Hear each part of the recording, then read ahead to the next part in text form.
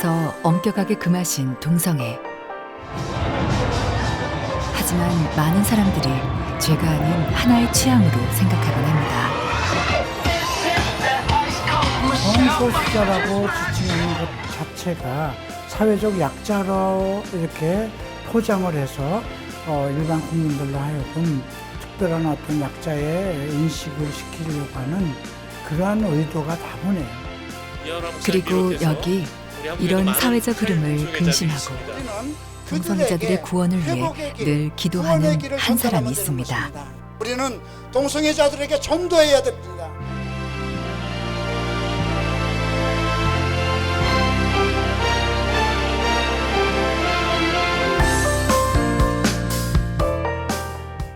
날씨가 무덥던 6월의 어느 날, 서울 중심가에서 동성애를 반대하는 작은 집회가 열렸습니다. 라고 증언을 하고 있습니다. 바로 이 탈동성애자들의 인권을 회복하고 이들이 계속적으로 노력해서 지금 동성애자들 가운데 동성애 끊고 싶어하는 사람이 너무 많습니다. 그리고 이 집회의 중심에는 탈동성애 인권 기독교 협의회와 홀리라이프라는 단체의 대표인 이오나 목사가 있습니다. 이혼합니다. 홀리라이프를 이끌고 있고 우리는 그들에게 회복의 길, 구원의 길을 전달하면 되는 것입니다. 우리는 동성애자들에게 전도해야 됩니다. 홀리라이프 사역은 첫 번째 그 사역이 동성애자들을 치유 상담하는 것입니다. 두 번째는 에이즈 감염자들을 돕는 것입니다. 세 번째는 동성애 치유 상담사들을 양성하는 것이고요. 또 그들도 모두 기독교적인 어떤 구원의 원리로 돌아갈 수 있도록 그렇게 많은 성경적 복음의 지식을 전달하는 것이죠. 주일 아침,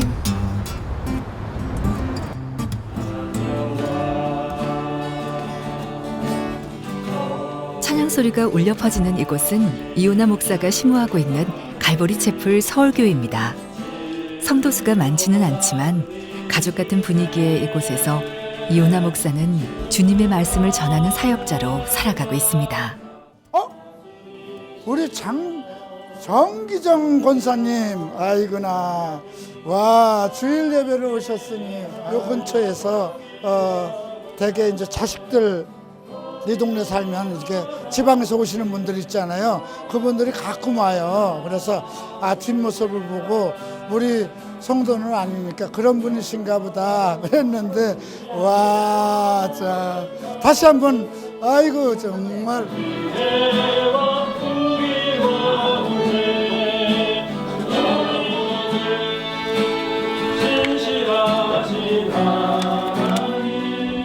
성도들 하나하나를 살뜰히 살피고 마음을 다해 말씀을 준비하고 성도들에게 영의 양식을 먹이고자 애쓰는 평범해 보이는 목사.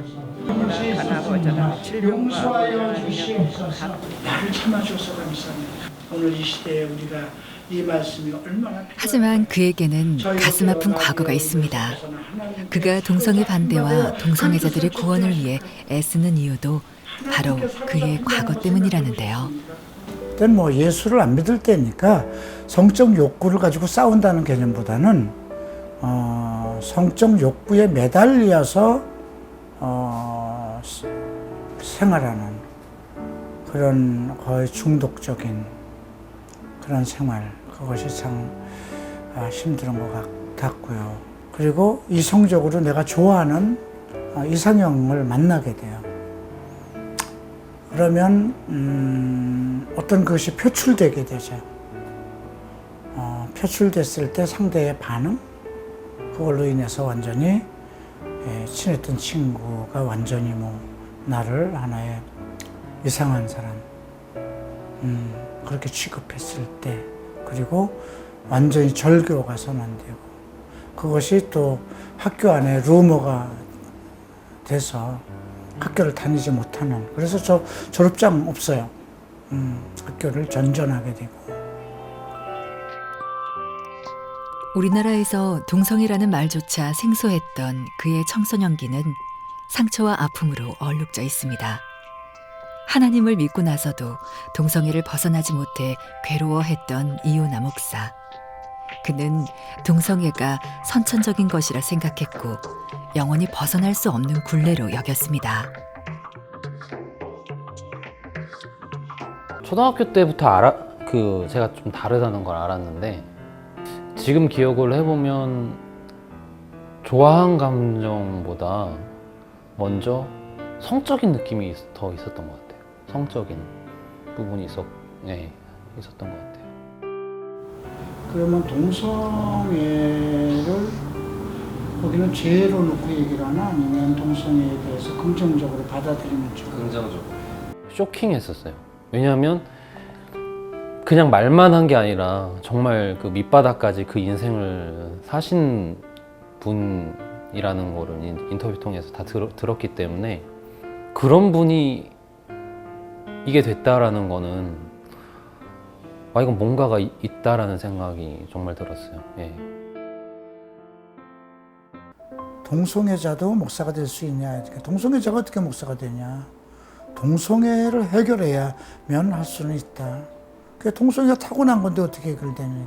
누가 타고났다고 그랬냐? 타고났다면 성경이 잘못된 거 아니냐? 남자와 여자로 창조하고 남자와 여자가 결혼하게 만들어 놓고 그리고 동성애를 죄로 묶었다는 건 성경이 잘못된 거 아니냐? 해결됩니까? 그랬더니 고린도전서 6장 11절 피면서 너희 중에도 이와 같은 자들이 있었더니 예수 그리스도의 이름과 성령 안에서의 씻음으로 거룩함과 의롭다 하심을 얻었느니라. 해결된다는 거 아니에요. 그럼 어떻게 해야 됐습니까? 예수의 이름을 그냥 이름을 아는 것이 아니라 성경을 창세기부터 계시록까지를 통해서 그분이 누구인가를 아는 것이다.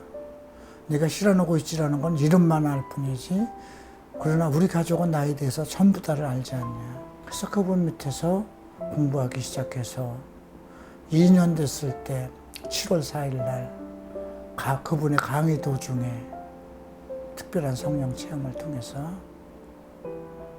해결됐죠. 그냥 놀고 있다가 그냥 어느 날 이렇게 돼서 변화하신 게 아니거든요. 목사님이 정말 성경에 빠져서 그 성경에서 뭘 얘기하고 있나 그거를 비로소 아셨을 때 변화하셨다고 하셨거든요.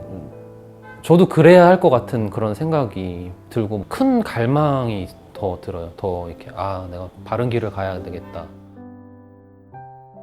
내가 상담한 사람들도 정말 1200명이나 됐는데 그 애들 전부 다 동성애를 해결하고 극복하려고 하는 사람들도 많아요. 그들이 우리가 배척하고 대적해야 할 대상은 아니라는 거예요. 예수 안에서 구원받을 백성들이기 때문에 더 강력하게 예수의 능력과 권능과 구원의 힘을 전달해 줘야 되고 그리고 믿는 자들에겐 빨리 변화받을 수 있도록 그들에게 성경을 바로 가르치고 하나님과의 만남 속에서 성령의 능력을 체험해서 그 동성애로 벗어나오도록 우리가 그 믿는 크리스찬들 동성애자들은 그렇게 인도해야 되는 것이지만 근데 왜 동성애자들만 유독 그렇게 하느냐. 동성애자들도 똑같이 구원받을 백성들이라는 거죠. 들어요? 그가 동성애에 빠져 있을 때, 그 굴레에서 벗어나지 못해 괴로워할 때, 또 완전히 회복되어 사역자의 길을 걸어갈 때 가장 힘들어하고 함께 기뻐했던 이들, 바로 가족들이겠죠. 지금은 이요나 목사가 담임하는 교회에 누나와 남동생이 함께 다니고 있습니다. 수도가 안 돼. 그래서 동성애자라는 것이 어떤 역할이고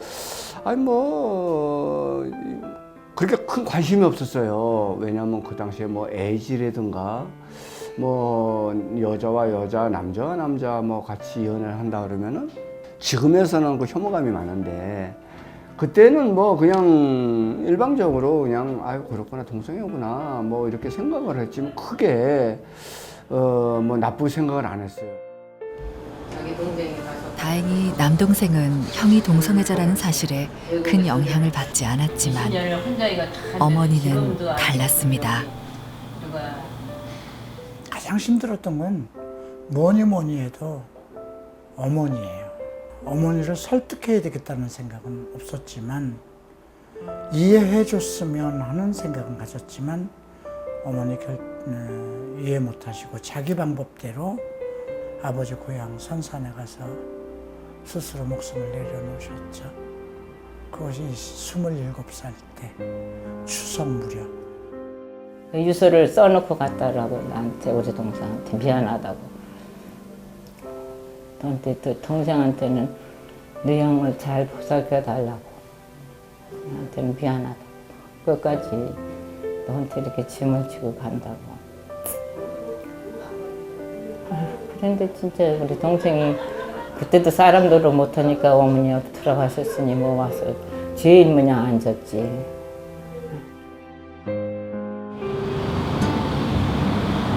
며칠 후 수요일 저녁, 갈보리 채플 서울교회에서는 수요 예배 대신 작은 성경 공부 모임이 있습니다. 공부할 차례입니다. 말씀을 보며 모임 준비를 하는 이호나 목사. 바로 탈동성애를 소망하는 청년들을 위한 성경 공부 모임입니다. 뭐 성도도 많지는 않지만 수요 성경 공부에 나오는 형제자들은 거의 뭐 제 제자이기도 하고 또 탈동성애를 소망하는 그런 형제들이기도 합니다. 좀 더 편안한 분위기를 위해 성경 공부 모임은 교회 내에 마련된 카페에서 진행됩니다.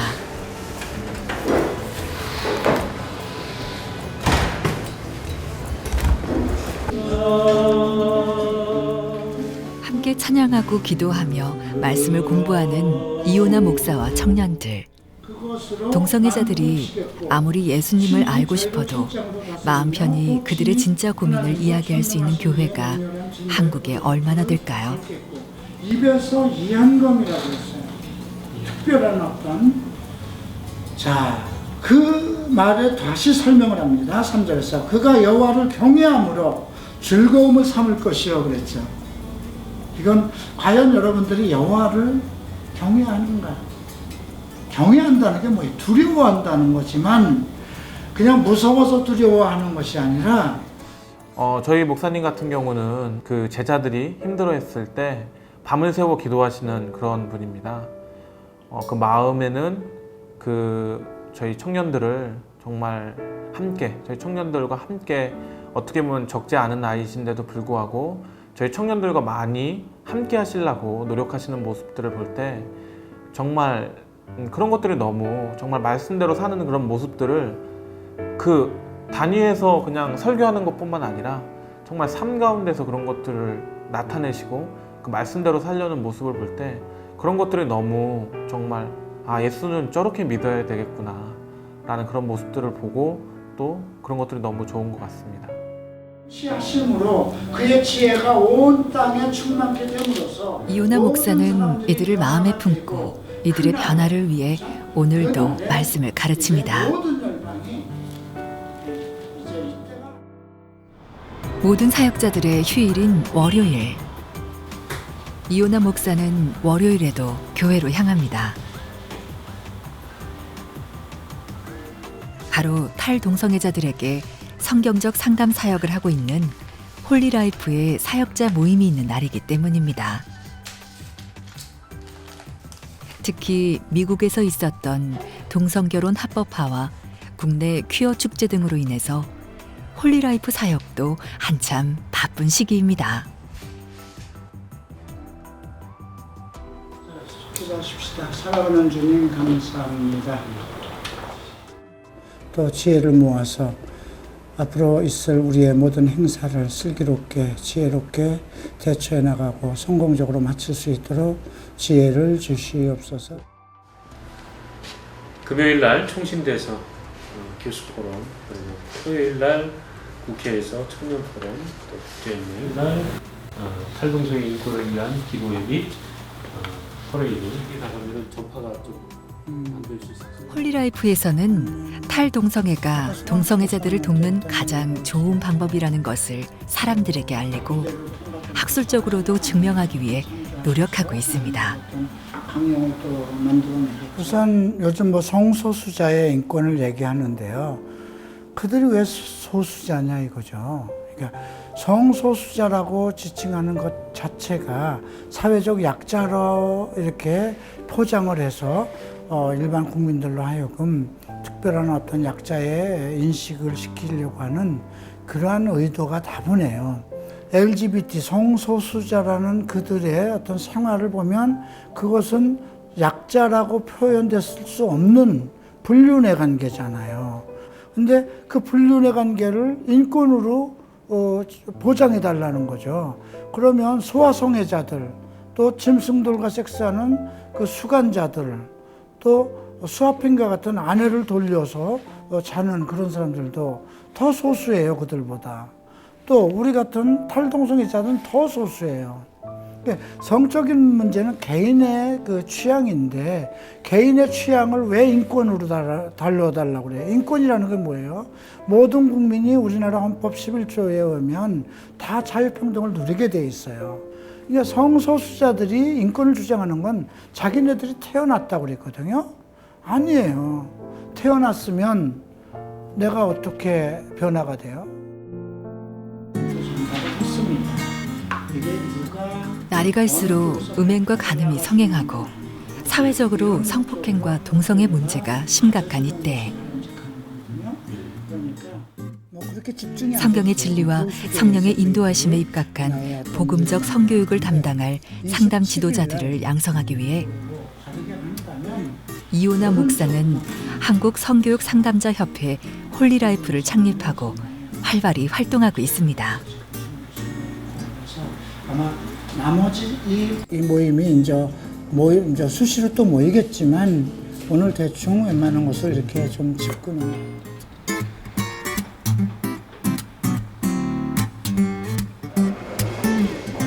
지난 6월 26일 총신대학교에서는 현대사회 동성애 담론에 대한 종교적 관점이라는 주제로 탈동성애 인권 교수 포럼이 열렸습니다.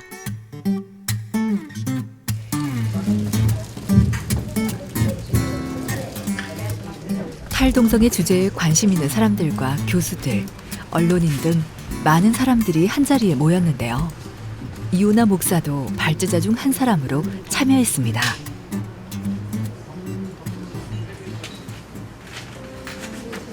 오늘은 그 학술적으로 교수들과 함께 동성애 문제의 담론을 이끌어가는 것입니다. 왜냐하면 친동성애자들이 많은 그 거짓된 동성애 담론을 만들어가고 있어요. 학술적으로 또 의학적으로 거의 다 그것은 비성경적이고 비논리적인 겁니다. 그런 것을 만드는 것은 동성애자들을 현혹시키고 그리고 많은 사회에 동성애자들에 대한 그 약자의식을 갖게 해서 여론의식을 만드는 것이거든요.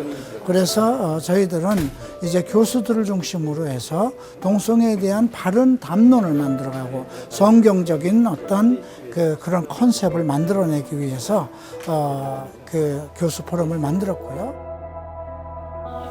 포럼에 참석한 사람들은 자신의 경험을 말하기도 하고 동성애에 대한 학술적 견해를 밝히기도 했습니다. 제가 어렸을 때 저는 제 친구들하고 굉장히 다르다는 걸 느꼈고 나는 좀 다른 사람이 특별한 사람이구나라는 걸 알 수 있었습니다. And I prayed and prayed that God would make me different. 그리고 하지만 저는 좀 하나님께 간절히 저를 바꿔달라고 기도했습니다. 특정한 선정적인 성향을 발제에 참석한 교수들은 동성애는 도덕적 선택의 문제라고 말하며 동성애는 후천적 학습과 습관에 의해 형성된 것이며 동성애에서 빠져나오는 것은 언제든 가능하다고 주장했습니다. 이 전립선이 항문 근육하고 바로 연결되어 있기 때문에 이호나 목사도 동성애 문제에 대한 복음적 이해라는 주제로 발제를 이어갔는데요. 자, 여러분들에게 나누어드린 그 발제문을 좀 14페이지에 나오고 있죠.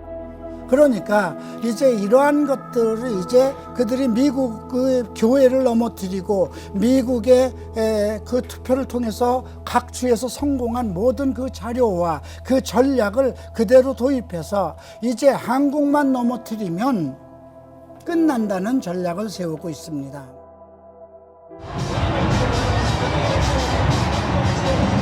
매년 이맘때면 동성애자들의 축제인 퀴어 축제가 한창입니다. 그들은 스스로를 성적 소수자라 부르며 자신들에 대한 사회적, 문화적, 법적 차별을 금지해야 한다고 주장합니다. 물론 동성애자들을 은혜로 품고 복음을 전해야 하지만 이런 사회적 흐름에 대해서는 한국교회가 분별력을 가지고 단호히 대처하며 함께 기도하는 것이 무엇보다 중요한 때입니다. 한국교회가 동성애 문제에 대해서 정말 이 문제를 어떻게 해결할 것인가에 대한 확실한 어떤 해법을 좀 가졌으면 좋겠고요. 두 번째는 교회 안에 있는 동성애자들이 빨리 동성애로부터 탈출을 할 수 있도록 그런 길을 무조건 본인 스스로 모색하고 나가야 될 것 같고요. 내 가장 큰 기도는 나를 믿고 따르는 애들이 나와 같은 그 자유함을 속히 누려서 그들도 또 내 뒤를 이어서 이런 사역을 좀 이어갔으면 좋겠다.